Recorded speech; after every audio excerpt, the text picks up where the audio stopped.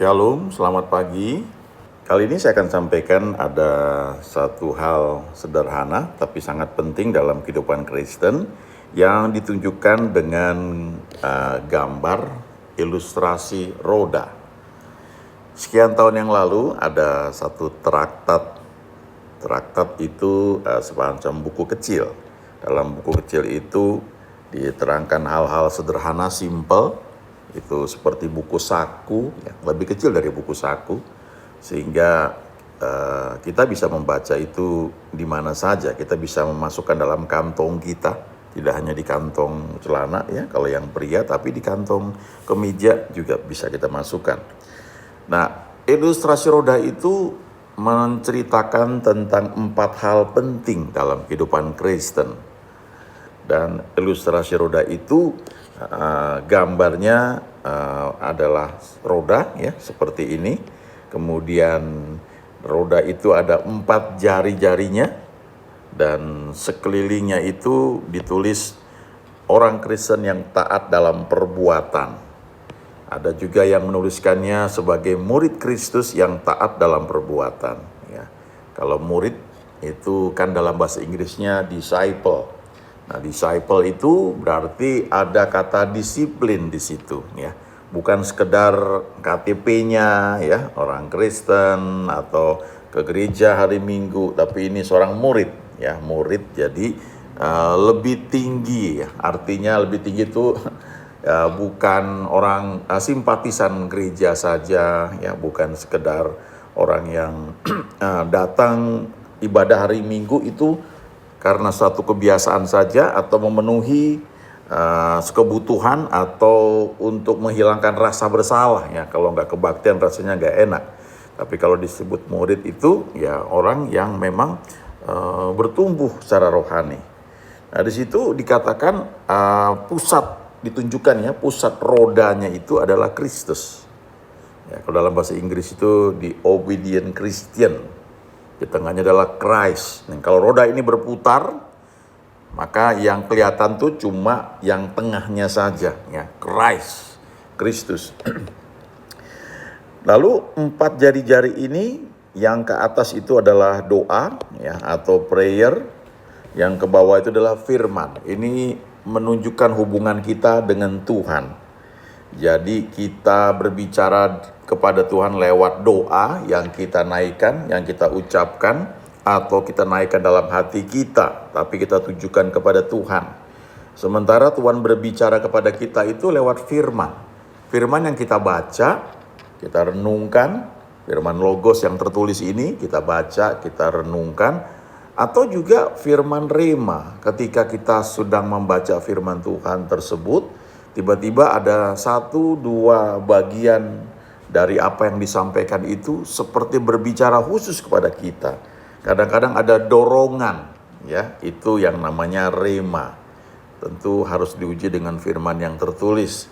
Kemudian jari-jari yang ke samping kiri dan samping kanan itu menunjukkan hubungan kita dengan orang lain. Ya, yang pertama itu adalah fellowship atau bersekutu dengan orang lain. Dengan maksudnya sama-sama anak Tuhan ya. Kita nggak bisa hidup sendiri. Ini ilustrasinya seperti kalau dalam tumpukan kayu bakar yang sedang api unggun ya, misalnya begitu. Kan ada kayu-kayu yang dibakarkan dalam api unggun itu.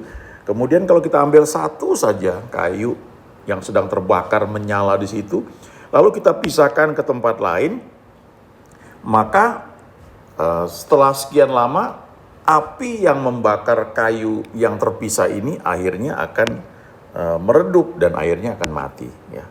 Tinggal bara saja dan belakangan dia akan mati. Tapi kalau dia terus digabungkan, ya, dia mungkin misalnya apinya awalnya kecil, ya, atau awalnya kayunya tidak terbakar, tapi kalau dimasukkan ke dalam satu kumpulan kayu dalam api unggun, maka kayu yang tadinya tidak terbakar itu akan terbakar ya. Nah, ini menunjukkan persekutuan kita dengan teman-teman kita. Dalam satu persekutuan kita dikuatkan lewat kesaksian, lewat sharing firman Tuhan, lewat interaksi, lalu saling mendoakan satu dengan yang lain, Atau juga mungkin kita terbuka ya, kita cerita bagaimana pengalaman kita bersama Tuhan. Atau kita mendengar orang lain punya pergumulan dan mereka berdoa dan kemudian mereka mendapatkan jawabannya dari Tuhan. Nah, itu kita peroleh lewat persekutuan. Jadi kita perlu bersekutu dengan teman-teman yang lain. Ada ayatnya yang mengatakan di Ibrani 10 ya, ayat 24 25 ya, dikatakan di situ, marilah kita saling memperhatikan dan saling mendorong dalam kasih ya, dalam pekerjaan baik. Dikatakan lebih lanjut lagi, janganlah kita menjauhkan diri dari pertemuan-pertemuan ibadah seperti dibiasakan oleh beberapa orang, tetapi marilah kita melakukannya ya, dikatakan di situ dengan semakin tekun ya, semakin sungguh-sungguh. Ya, kita saling menasihati satu yang dengan yang lain, kita semakin giat ya, menjelang hari Tuhan yang mendekat. Nah, itu gunanya persekutuan. Itu sebabnya kita datang ibadah di hari Minggu. Ya. Di sebagian gereja tidak hanya hari Minggu dibuat karena kalau nunggu minggu depan, sebagian orang itu perlu terus ditolong dalam mendengar firman Tuhan, belajar firman Tuhan. Karena sebagian kan mungkin masih baru kenal Tuhan, masih bayi rohani. Jadi kalau nunggu seminggu itu udah cukup lama. Makanya sebagian gereja itu membuat kebaktian tengah minggu. Tujuannya apa? Tujuannya supaya firman Tuhan yang sudah kita dengar di hari Minggu itu bisa terus dikuatkan bagi kita ya, gitu, teguhkan lewat firman yang kita dengar ya. Bentuknya nggak persis seperti ibadah raya di hari Minggu, tapi mungkin lebih informal ya, tidak terlalu formal. Ya, sebagian gereja mungkin membuatnya ya agak lebih santai, ada yang bisa duduk di karpet ya, di lantai, tapi persekutuan itu penting ya antara kita dengan orang lain. Lalu satu jari-jari lagi yang ke samping itu adalah bersaksi ya, bersaksi. Dulu saya kira yang namanya bersaksi itu adalah ketika kita dalam satu persekutuan kita menceritakan kebaikan Tuhan. Itu betul juga, nggak salah ya, kita memberikan kesaksian. Tapi ternyata ada hal yang lain ya. Bersaksi itu adalah kita menceritakan kebaikan Tuhan kepada orang lain. Ya, mungkin kepada teman-teman kita yang jarang ke gereja, ya kita saksikan kebaikan Tuhan. Bahkan lebih jauh lagi kita menyampaikan kabar baik kepada mereka. Itu satu perintah yang Tuhan berikan di Matius 28 ayat 19-20. Dikatakan di situ, kepadaku telah dikaruniakan segala kuasa di bumi dan di surga ya. Karena itu pergilah, jadikan semua bangsa muridku.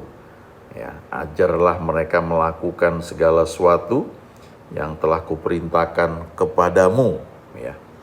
Termasuk diantaranya membaptis ya. Kemudian kita bimbing ya dalam pelayanan. Dan Tuhan berjanji bahwa Dia menyertai kita sampai kepada akhir zaman.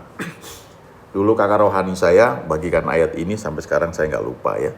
Ketika dia berkata, ada satu janji yang perlu kita ingat, bahwa Tuhan menyertai kita sampai kepada akhir zaman. Dan itu khususnya ditunjukkan ketika kita melakukan apa yang Dia perintahkan, yaitu amanat agung. Tidak semua dipanggil menjadi penginjil atau jadi pendeta, gembala gereja. Tapi kita semua masing-masing, kita ini dipakai oleh Tuhan untuk menyampaikan kabar baik dengan cara yang berbeda-beda. Ya. Kalau kita melihat lebih jauh di Kisah 1 ayat 8, ya, dulu saya berpikir bersaksi ini satu keharusan ya, satu tekanan yang harus dilakukan.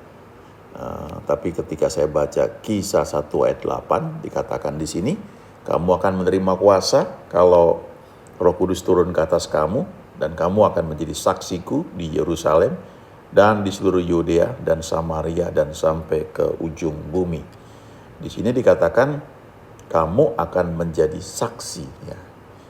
You will be a witness, atau you will be my witnesses, ya. Kamu akan menjadi saksi-saksiku, ya. Bukan kamu akan bersaksi, tapi kamu akan menjadi saksi. Artinya itu sesuatu yang terjadi dengan sendirinya dalam kehidupan kita ketika Roh Kudus turun ke atas kita dan kita menyediakan diri kita untuk hidup dalam pimpinan Dia. Jadi yang namanya bersaksi itu bukan hal yang berat lagi, tapi itu menjadi satu yang normal. Tidak mungkin bagi aku untuk tidak berkata-kata tentang apa yang kualami. Nah, tentunya kita hanya bisa menyampaikan sesuatu yang sudah pernah kita alami, yang sudah kita ketahui. Jadi menjadi saksi itu bicara soal pengalaman bersama Tuhan.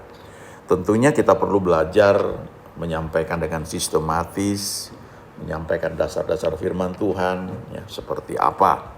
Saya kenal seorang hamba Tuhan, ya, pendeta, ketika satu pelayan saya sekian tahun yang lalu, pelayanan di satu gereja, ya, di mana dia sebagai pada masa itu jabatannya koordinator ibadah.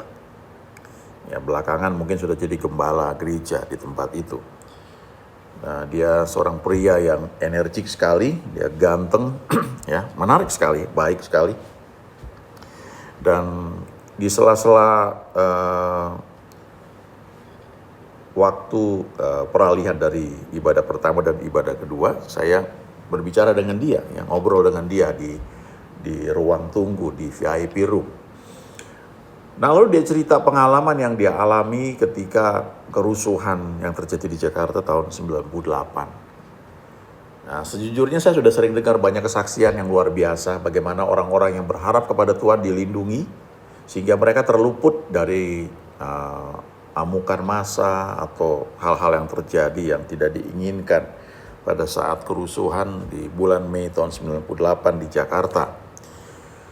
Tapi kali itulah pertama kali saya dengar langsung kesaksian dari orang yang mengalami bagaimana Tuhan menolong ketika dia berada di tengah-tengah massa yang sudah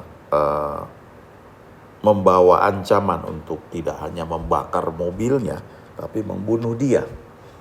Waktu itu dia rencana untuk ke airport, ya. Dia sudah bawa paspor dia, ya, dalam tas dia bawa uang, dan dia drive mobil dia menuju airport. Tapi di tengah jalan ternyata sudah terjadi kerusuhan dan mobil dia nggak bisa putar balik. Dan dia dalam satu antrian dari orang-orang yang dipaksa turun dari mobil mereka masing-masing. Waktu itu pilihannya kalau mobilnya jelek, ya, orangnya disuruh turun aja, ya. Nah, tapi mobilnya nggak dibakar. Tapi kalau mobilnya mobil bagus, maka orangnya disuruh turun, mobilnya dibakar. Ya, ada kecemburuan sosial pada saat itu. Dan orang itu dilihat lagi, ya, ini termasuk orang yang perlu dibunuh apa enggak. Dan dia termasuk golongan yang waktu itu sangat dimusuhi dan dia bakal dibunuh, ya, pada saat itu. Dan dia cerita, saat seperti itu dia tiba-tiba sadar bahwa dia tidak punya harapan lagi untuk diselamatkan. Uang dia nggak berfungsi. Mobil dia nggak berfungsi, walaupun dia dalam mobil dia dipaksa keluar dan dia sudah ketakutan luar biasa. Dia punya posisi kepandaian, dia sadar itu nggak berlaku. Nah, sebelumnya dia itu seorang yang sangat percaya diri karena dia kerja keras, dia pinter, pandai, dan dia punya posisi dalam pekerjaan, gajinya besar. Dan ketika temannya cerita mengenai Yesus, nah ini yang namanya bersaksi. Temannya cerita, ngobrol santai saja, ya. Lalu orang ini menolak terus, ya. Dia punya kepercayaan yang berbeda waktu itu. Kemudian temannya bilang begini, kalau satu saat kamu butuh pertolongan, kamu panggil nama Yesus.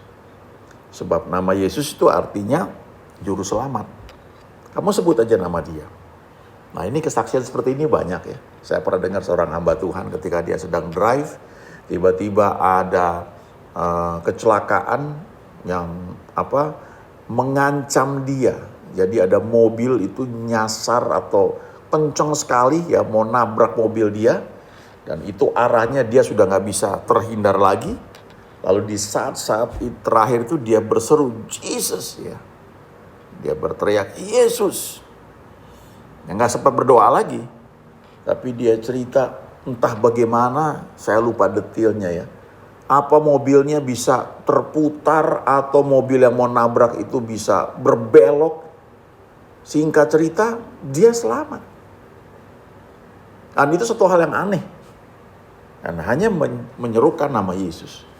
Nah, orang ini yang saya ceritakan tadi, dia ingat apa yang temannya sampaikan. Sebut aja nama Yesus. Dan saat itu dia berseru, Yesus, tolong aku. Lalu dia bilang begini, saya itu sudah dibawa, ditarik, diarahkan untuk dinaikkan ke atas truk.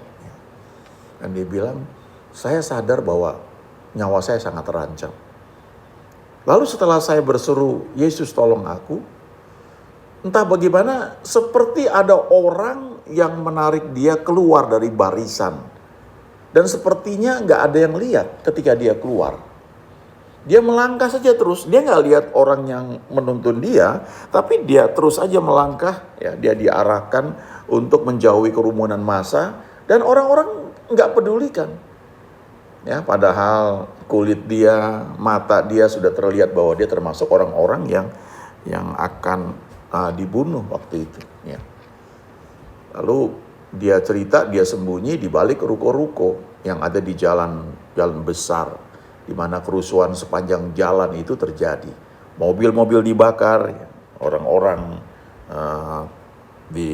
dianiaya, ya, orang-orang tertentu.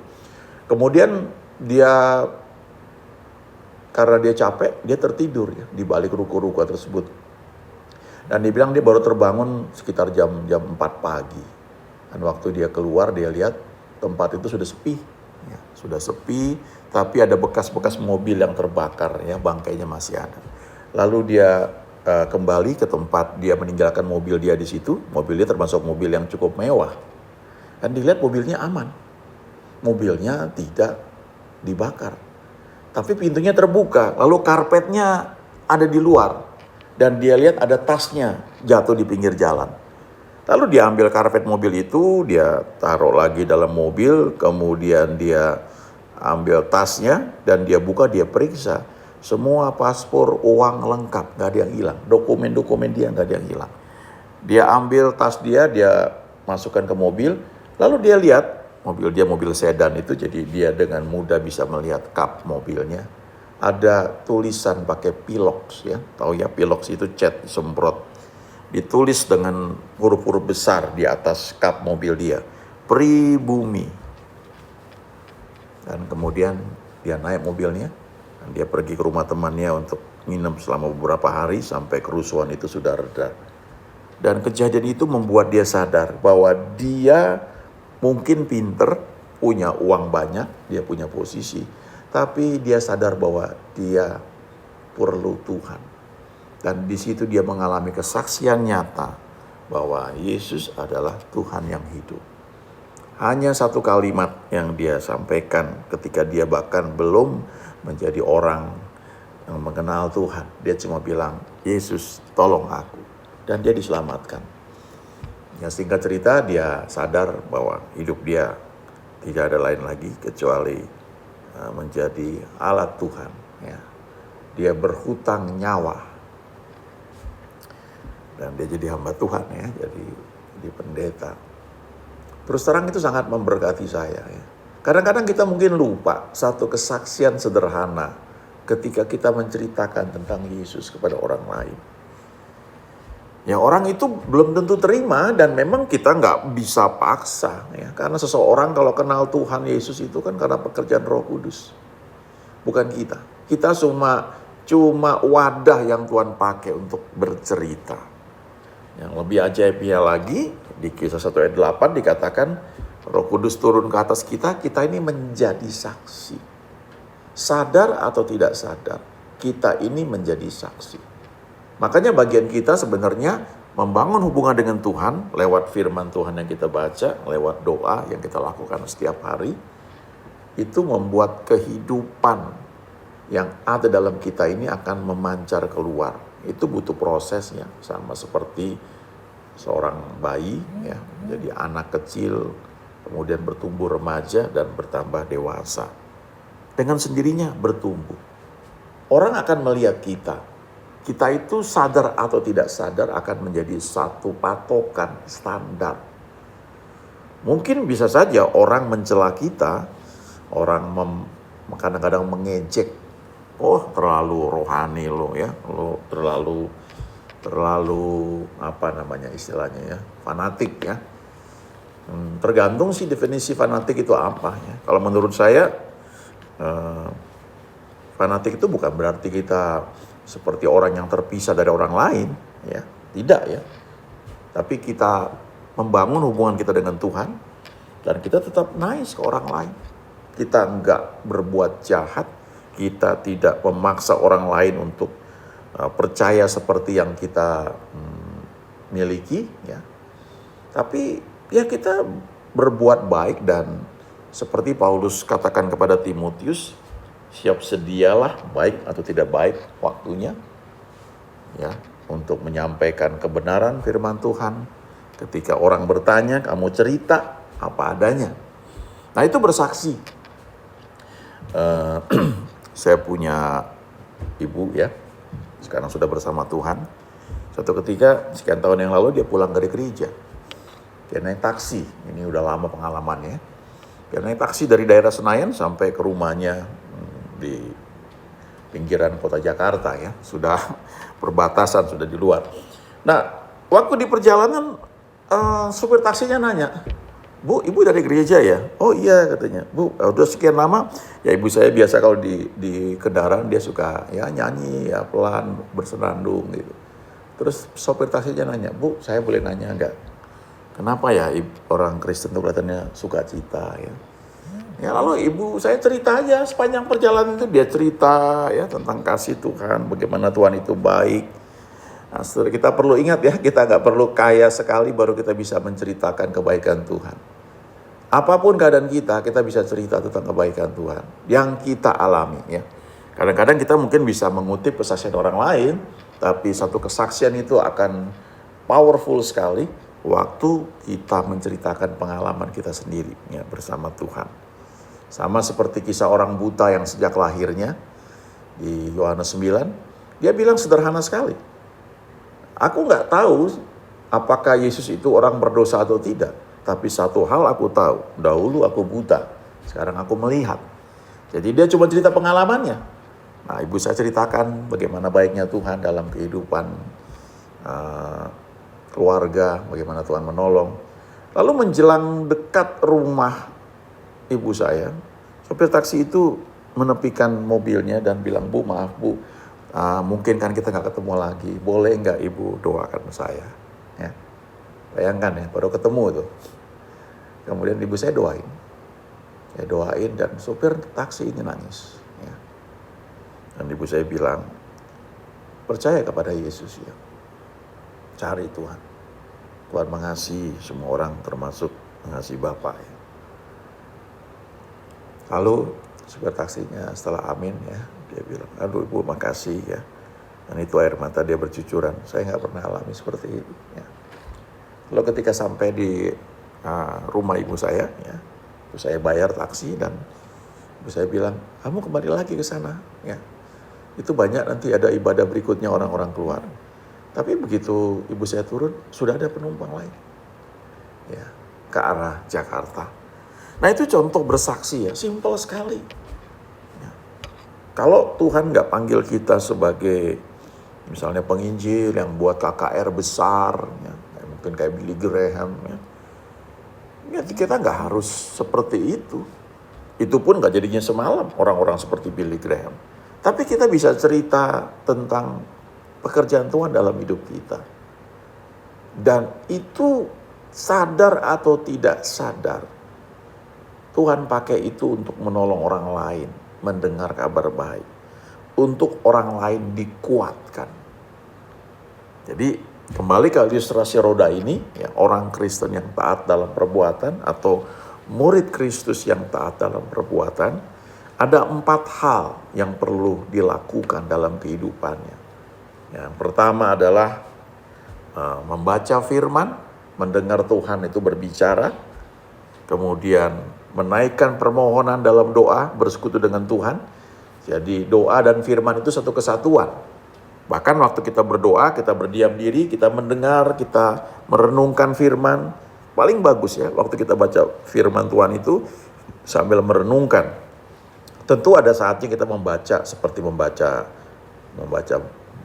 cerita aja begitu. Atau kita sambil olahraga kita dengar Alkitab dibacakan. Tapi ada saatnya, apalagi waktu itu sedang berdoa ya.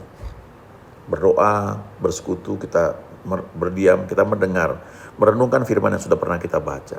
Nah, 2 hal ini merupakan energi bagi kita untuk bertumbuh secara rohani. Tapi selanjutnya ke arah samping kita juga perlu ya melakukan 2 hal ini. Yang pertama adalah bersekutu dengan teman-teman kita yang lain supaya kita dikuatkan dan Tuhan pakai kita menguatkan orang lain. Lalu yang satu lagi adalah kita bersaksi, menceritakan kasih Tuhan bagi orang lain.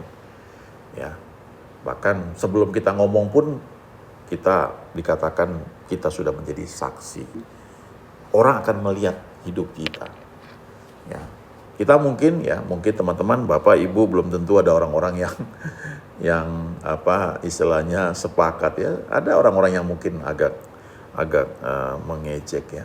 Tapi percayalah ya, akan datang waktunya mereka yang mungkin menganggap remeh, mereka akan datang minta didoakan ketika mereka menghadapi situasi yang sulit.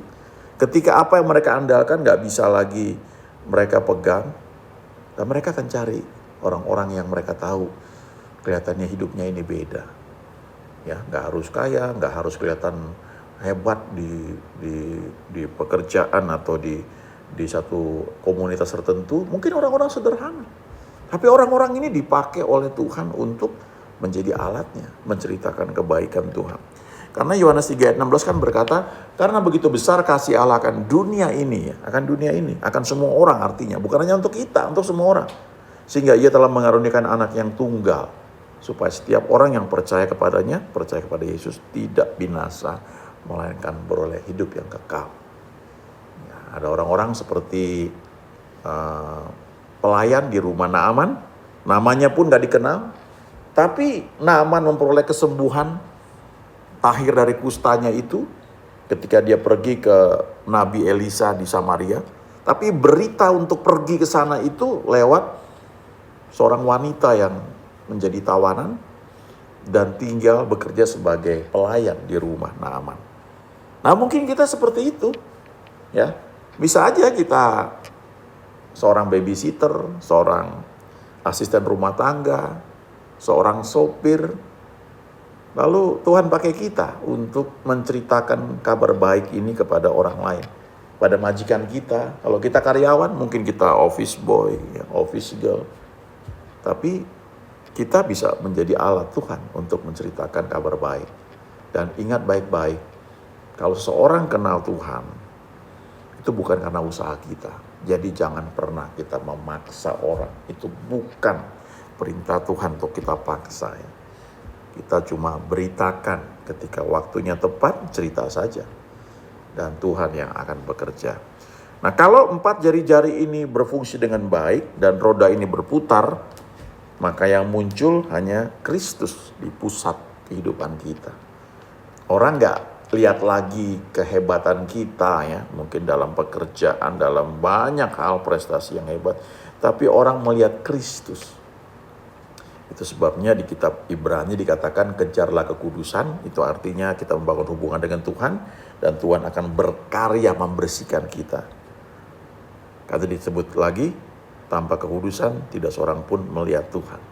Nah, belakangan saya baru belajar bahwa ayat ini ternyata kalau hidup kita itu dituntun Tuhan begitu rupa, sehingga orang melihat kita ini orang yang beda. Ya. orang yang kudus, maka orang melihat Tuhan dalam hidup kita. Tapi kalau kita di sisi lain misalnya ya kata-kata kita tidak membangun, maka sebagian orang akan tersandung. Mereka nggak melihat Tuhan dalam hidup kita. Ya ini pelajaran seumur hidup ya. Saya pun juga belajar. Ya, step by step kita dibentuk sehingga akhirnya orang akan melihat Kristus dalam kehidupan kita. Amin.